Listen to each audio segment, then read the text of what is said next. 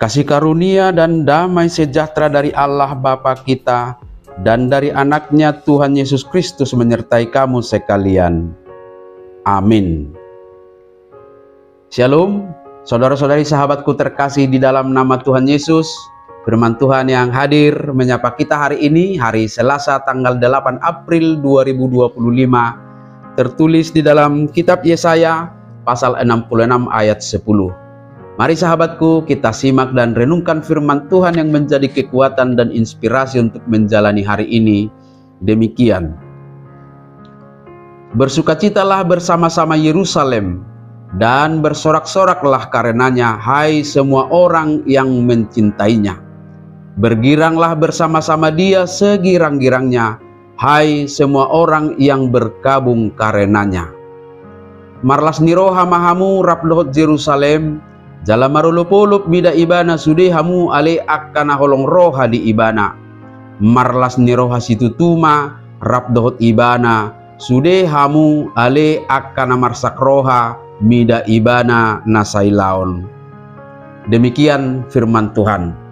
Saudara-saudari sahabatku semua yang dikasihi Tuhan, sejarah yang dicatat dalam Alkitab banyak yang memberikan informasi bahwa Yerusalem adalah kota yang diyakini umat Israel sebagai tempat kehadiran Allah, sehingga dijadikan sebagai pusat penyembahan dan peribadahan serta persekutuan mereka.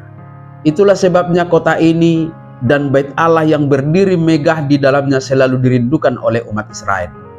Namun kita juga tahu bahwa Yerusalem pernah mengalami kehancuran karena dosa dan pemberontakan umatnya. Umat dibuang ke Babel dan Yerusalem pun dihancurkan sehingga tinggal puing-puing. Tetapi dalam belas kasih Tuhan, umat yang sudah terbuang diampuni dan dipulihkan, akhirnya kembali ke Yerusalem.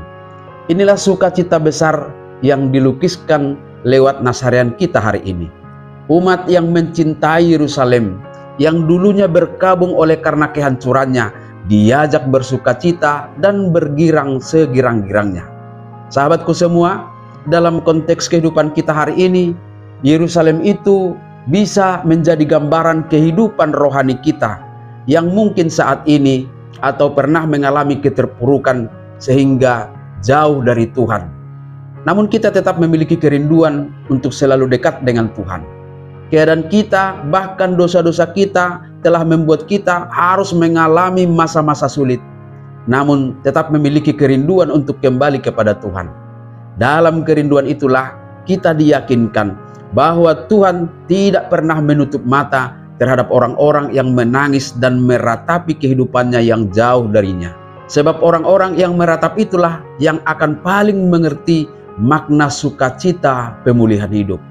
Orang yang tidak menyesali hidupnya yang jauh dari Tuhan tidak akan pernah mengalami makna sebuah kerinduan untuk kembali kepada Tuhan.